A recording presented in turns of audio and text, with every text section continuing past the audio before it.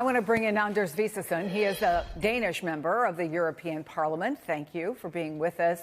So what is your message to U.S. officials, including the vice president, ahead of their trip tomorrow? I think it's tremendously irrespectful that they are doing it in this way. Denmark and the U.S. have been allies for more than 70 years. We are a founding member of NATO. We have had higher casualties in Iraq and Afghanistan than per capita than the U.S. had. So, frankly, to hear this voice coming out of the White House calling us a bad ally and wanting to occupy our territory is not only offense. We are not only taking offense to that, but we are flat out rejecting that Greenland should be for sale. The Kingdom of Denmark handled our affairs internally, and it's not something we would like other countries to meddle within.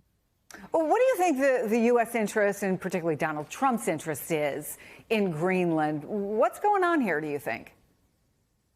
It's very difficult to say because we have had defense agreements with the U.S. on Greenland since the Second World War. Actually, the U.S. have decided themselves to close down bases on Greenland. So there's no question that if there was a legitimate security concern, then we could discuss with the American administration how to allow more bases of different capabilities to be stationed there.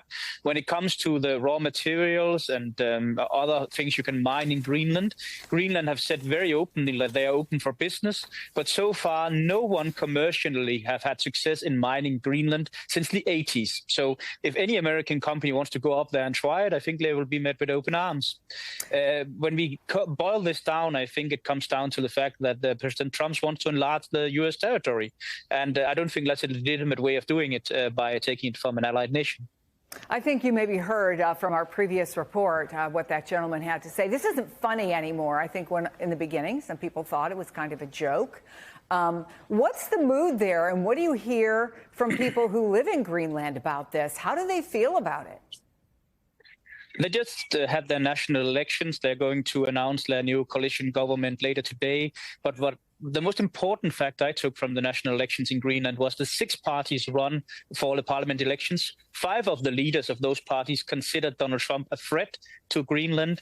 And the only party leader who didn't consider Donald Trump to be a threat got 1% of the vote, the only party that didn't make it into the Greenlandic parliament.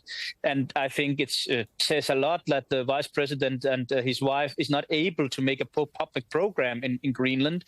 We have seen Danish media reports that people, even store owners and private residents, flat out rejected having a visit from the second lady of the U.S. And if that doesn't show you something about your popularity, I don't know what will. So fair to say the people of Greenland are not interested in becoming U.S. citizens?